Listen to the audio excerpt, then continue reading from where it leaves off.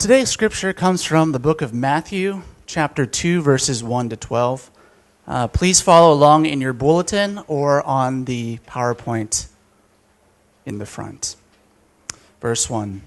After Jesus was born in Bethlehem in Judea during the time of King Herod, Magi from the east came to Jerusalem and asked, "Where is the one who has been born King of the Jews?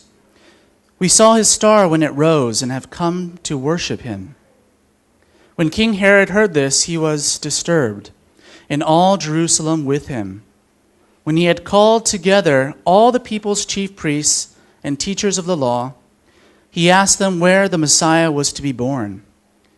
"In Bethlehem, in Judea," they replied, "for this is what the prophet has written. But you, Bethlehem, in the land of Judah, are by no means least among the rulers of Judah. For out of you will come a ruler who will shepherd my people, Israel." Then Herod called the Magi secretly and found out from them the exact time the star had appeared. He sent them to Bethlehem and said, "Go and search carefully for the child. As soon as you find him, report to me, so that I too may go and worship him." After they had heard the king, they went on their way. And the star they had seen when it rose went ahead of them until it stopped over the place where the child was. When they saw the star, they were overjoyed. On coming to the house, they saw the child with his mother Mary, and they bowed down and worshipped him.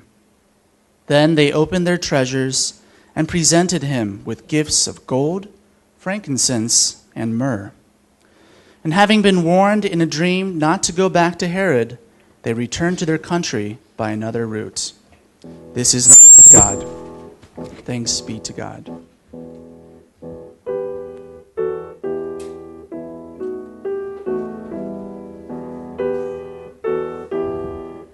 And let us continue worship His holy presence with our next hymn, We Three Kings.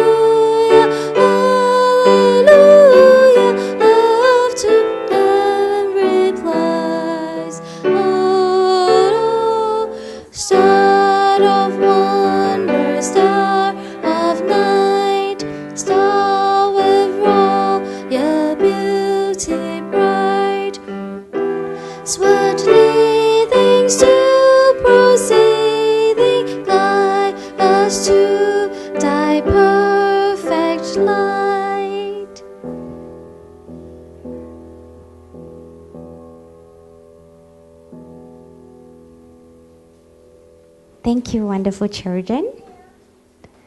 And let's prepare our hearts for today's word.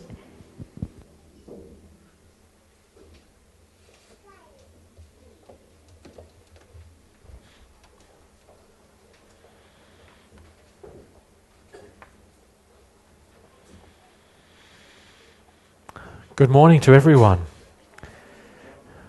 The joy of Christ, the light of the world, be with you all for this new year. Over the last few weeks, we've been looking at different reactions in the Christmas story, different reactions to the news of the birth of Jesus. We started with the story of Joseph's family, and we saw how they rejected Joseph and Mary and Jesus. Then, last week, we saw Herod's reaction to the news. The news comes to Herod, and his reaction is one of anger and fear. Instead of allowing God to rule over his life, Herod preferred to try and kill the Messiah, to destroy the hope that Israel had been waiting for so many years. In his attempt to destroy God, in his attempt to destroy God's power over him, we saw how Herod sent his soldiers out to kill all the boys in and around Bethlehem. Then in the temple, we saw that Simeon and Anna, they reacted in different ways to seeing Jesus. For Simeon, finally seeing Jesus, finally after all those years, he gets to see Jesus. That was the high point of his entire life. Having held Jesus with his own hands, having seen Jesus with his own eyes, he was completely satisfied and ready to die. Nothing could get better for him in life. For Anna, seeing Jesus wasn't the end. It wasn't the end of her life. It wasn't the culmination of her expectations. That was the starting point for a whole new stage in her life. Even though she was incredibly old, even though she had spent most of her life shut up in the temple, living in the temple, as soon as she sees Jesus, she rushes out into Jerusalem and spreads the word, tells everyone the good news about what she's seen. And as for Mary and Joseph, their reaction was one of amazement and confusion. Even though God had been acting in their lives, even though they are major characters in the Christmas story, they still find it hard to believe all the wonderful things that are going on around them. For them, it seems too amazing to be true. It's all just too amazing to understand completely. And we know how they feel. Because when we stand in front of God, when we hear the good news about Jesus, sometimes we also think, it's so amazing. It's so amazing to understand. Today, we come to the last reaction in the Christmas story, and it's a very, very special one. All the reactions we've seen so far have come from within Israel, from within Judea, within the Jewish system, from within the Jewish culture. But today's final part to the Christmas story, today's final part here gives us the reaction that comes from outside Israel, from outside the Jewish system and culture. At Christmas time, we often like to sing the Christmas carol, Joy to the World. And I think that's a good Christmas song because it reminds us that the birth of Jesus, that's not just good news for Israel. It's not just good news for a small group of people. It's good news for everyone. It's good news for the whole world. This is what we celebrate today at Epiphany. Today in our church calendars, we have this special day, Epiphany, when we celebrate the good news that's seen by the Gentiles, the good news that's seen by the whole world outside of Israel. Today, on this day, we celebrate the coming of the wise men to Jesus. We celebrate Jesus' revelation to the whole world.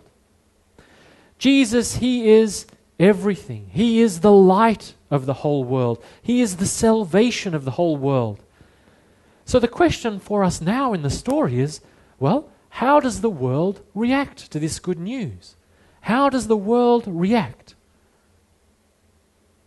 Of course, the story of how the world reacts to Jesus, this is a story that's still going on today. We're still in this story right now. We even have a major role to play in this story. We want to take this good news out and share it with others. But here in the gospel text, Matthew gives us the starting point, this starting point with the wise men as an example of how the outside world comes to Jesus and reacts and responds to him. And this story that Matthew tells us, it's a very, very strange one. In the middle of the Christmas story, in the middle of all the talk so far over the last few weeks about Israel's Messiah, about Israel's political hopes, about things happening in Israel's temple, about Israel's prophets, about the throne of David, and about the laws of Moses, suddenly something very strange happens.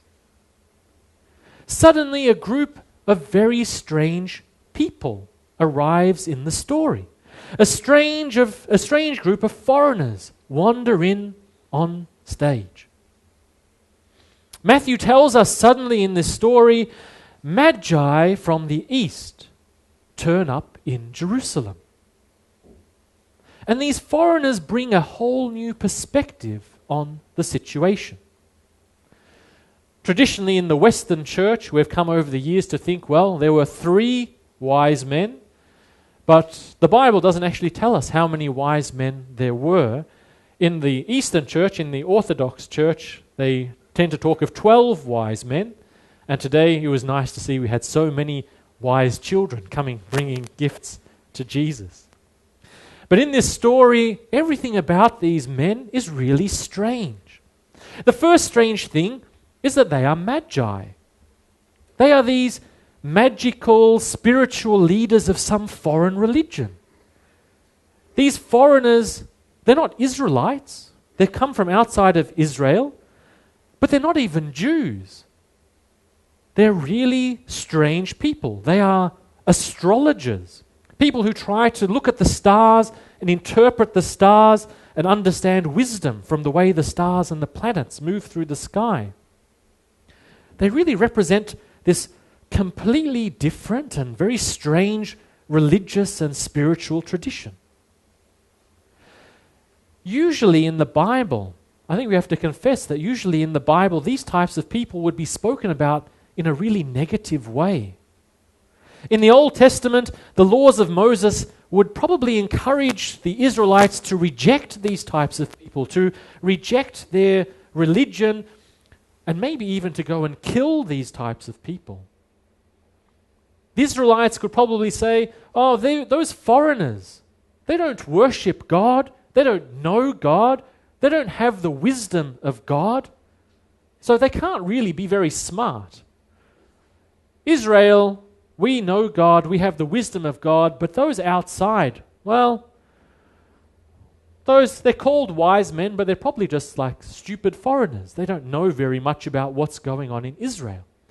After all, the Jews would say, how can a person really be wise if they don't know God? Proverbs tells us that knowing and fearing God is the beginning of wisdom. So if these strange people from a strange country with a strange religion, they come in here, they surely can't know too much about God. They surely can't be very wise. But here Matthew turns this whole idea upside down. These aren't stupid foreigners. These are people who are very, very clear about what's going on in Israel. Even though they have a different religion, even though they have a different culture, even though they have a different background, they seem to be the only ones in this short story who really see very clearly what's going on. So many in Israel, they talk about knowing God. They talk about worshiping God. They talk about following God. But do they actually do it? When God actually comes, they reject him. They reject Jesus. They close their doors to him. And if Herod's an example, they even try to kill him. But these foreigners, these outsiders, they see much more clearly than these local Israelites seem to. These strange foreigners, they turn up in Judea, in the land ruled by King Herod. To King Herod, this is his country, this is his land, he is the king, he will control everything.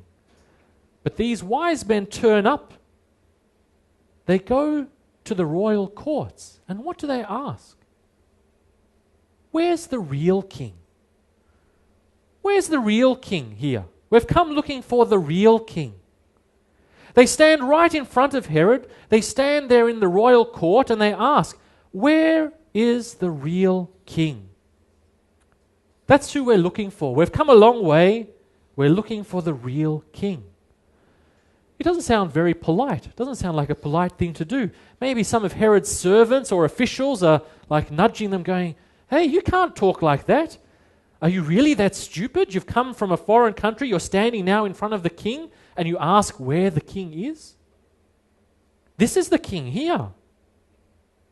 But these wise men are certainly wise enough to know who the real king is. They're wise enough to know that they're not looking for Herod. No, not him, not that one, not the one who has been made a king by Rome. No, they're asking something else. They want to know, where is the real king? Where is the one who has been born the king of the Jews? The wise men stand in front of Herod. They stand in the royal courts, the place where you would expect to find a king. And in this short story, Herod is even called a king 3 times. But these wise men, these foreigners, they see so much clearer. They see things so much clearly than the locals, and they reject Herod as king. They know there's someone greater here. There's someone greater that they are looking for, someone greater that they should bow down before and worship. That guy Herod, he might be sitting on a throne, but that doesn't make him the real king. The real king is the one they've come looking for. As we saw last week, this makes Herod really furious and afraid. He's afraid that the Messiah has come to take over his throne, take away his power.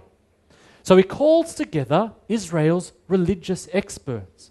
He calls together the chief priests. He calls together the teachers of the religious law, and he asks them, so, where is this Messiah going to be born? Where is he to be born? And here in the story we notice something else that's very, very strange. The chief priests actually know the answer. They know the right answer. The teachers of the religious law, they know the right answer too. They know exactly where the Messiah is born. Israel's religious experts, they are very clear on this. They know straight away, in Bethlehem, that's where the Messiah is to be born. But it seems like they don't care very much after that. These religious leaders, they aren't particularly excited by the news that the wise men bring. These religious leaders, they aren't particularly excited that the long-awaited Messiah has finally come. The wise men come in and say, the King, the Messiah, he's been born. Where is he? We're off to see him. The religious leaders say, in Bethlehem. Off you go. That's where he is. But the religious leaders don't join the wise men on the short trip. They don't go along. They don't join in the search for the new king. It seems like they don't really have much interest in going to see him. Certainly doesn't seem like they have much interest in going to worship him. These foreign wise men bring kingly gifts to Jesus. These foreign wise men search for Jesus, this real king. These Gentile wise men, they bow down on the ground and worship Jesus. But Israel's own Jewish leaders, they don't seem to care very much. And this isn't just a strange one-time event at the start of Jesus' life. This situation seems to follow Jesus through the whole gospel story. The story of Christmas is that God leaves heaven, comes down to be with us here on earth. But the reaction is that the people that are most wanting to be close to God, the people that are supposed to be closest to God, the people who are supposed to know him best, they end up rejecting him. They end up even killing him. In contrast, it's the wise men, it's the foreigners, it's the ones on the outside, the ones who've been pushed away. They are the ones who really see Jesus clearly. These foreigners, they're members of a rejected culture, members of a rejected people, even members of a strange and rejected religion. But they are the ones who see clearly. They are the ones who understand clearly who Jesus is, they are the ones who recognize him as King and Lord. Even though they are foreigners, they recognize Jesus as the true King, and they accept Jesus as their own King. In this short story, Matthew shows us that if the Israelites aren't prepared to accept Jesus as their King, then the Gentiles, the rest of the world, they surely will accept him. Even though these wise men are foreigners, even though they are members of a different religion, they bow down before Jesus and they worship him. So if the Jews aren't willing to worship their own God, then the Gentiles, the rest of the world, they will come and worship him. And when the chief priests and the teachers of the law, when they heard the good news about the birth of the Messiah, it seemed that they didn't even care. But as verse 10 tells us, these foreigners, these wise men, they were overjoyed. They were so happy finally to see him. So if the Jews aren't willing to celebrate the coming of their God and King, Matthew shows us that the Gentiles, the rest of the world, they certainly will come and celebrate. They certainly will come and worship God. Last week we saw how when Simeon finds Jesus in the temple, he picks up the baby and he praises God. He says, "My eyes have seen your salvation, which you have prepared in the sight of all nations." All nations. A light for revelation to the Gentiles. And that's our Epiphany message.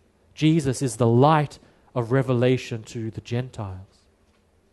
It's in this sense that Jesus really is the light to the world, the light to the whole world, to all people, to all nations, to all religions, to all cultures.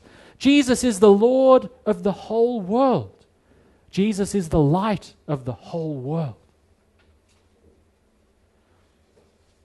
We talk so much about Jesus as the light of the world. And especially now during Epiphany, we try to concentrate on this message. Jesus is the light.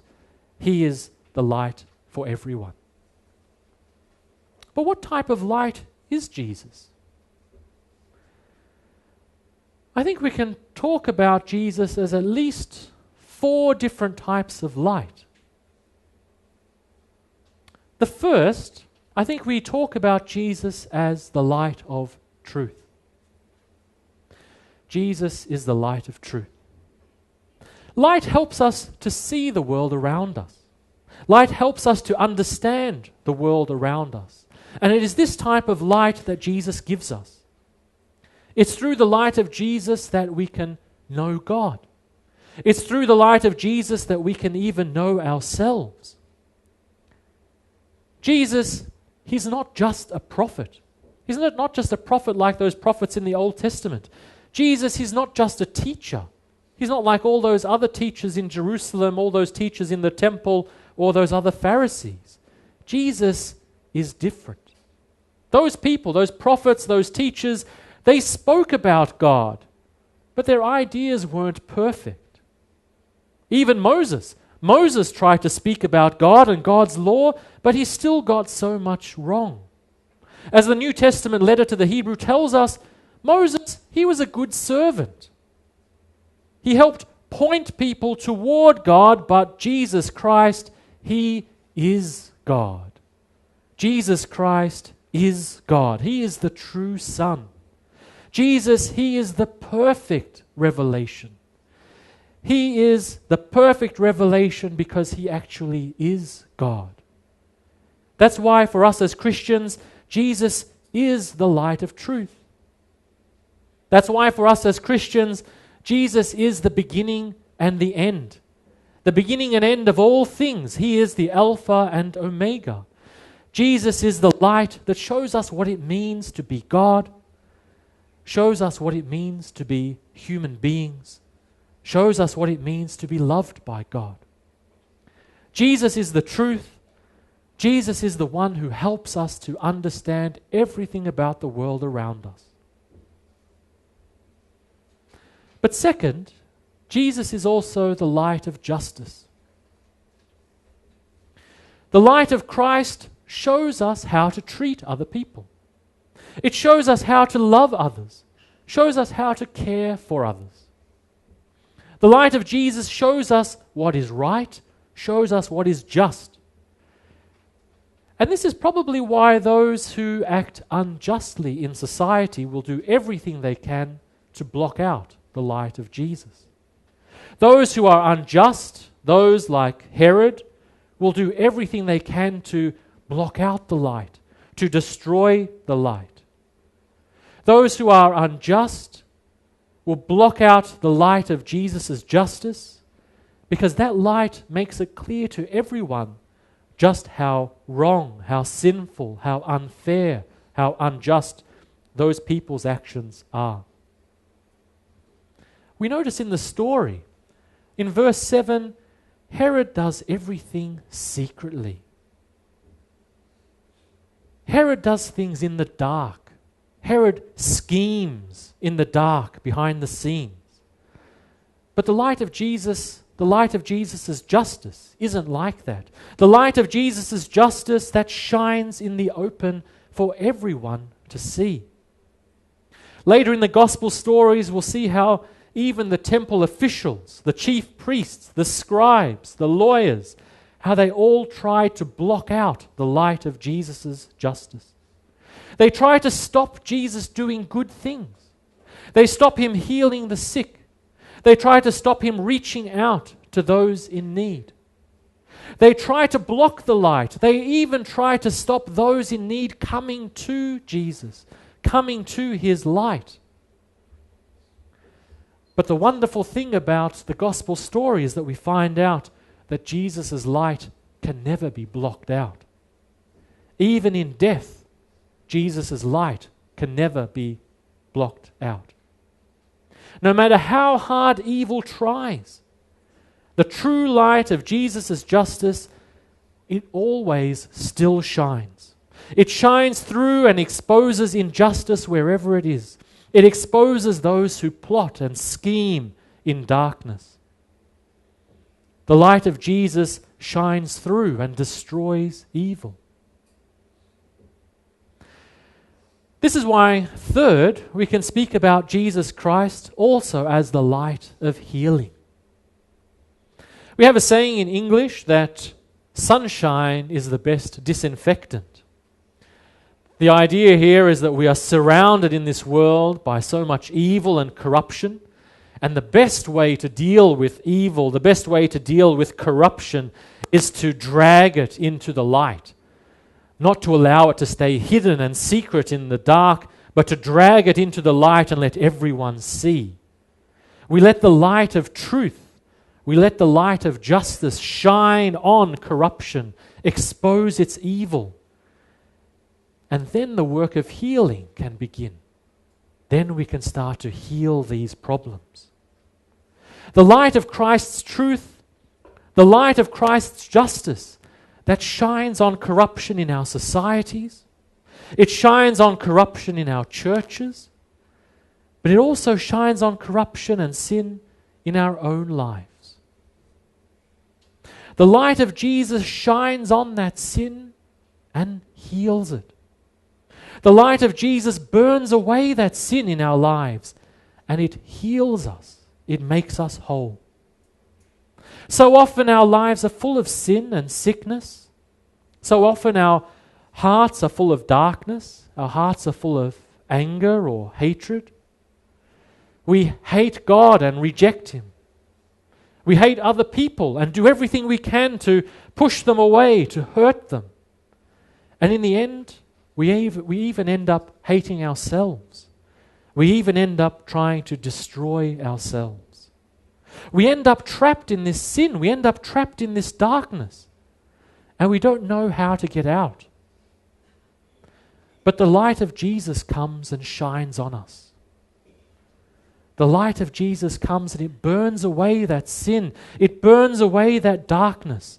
It burns away that evil and it heals us. Finally, fourth, Jesus Christ is the light of hope. When we're trapped in darkness in this world, when we're trapped in the sadness of our lives, it's so easy for us to give up. It's so easy for us to think, well, nothing's ever going to change. Every day there are so many problems. Every day there are so many troubles. It's easy for us to think that our suffering, our troubles are never going to end. It's so easy for us to give up hope.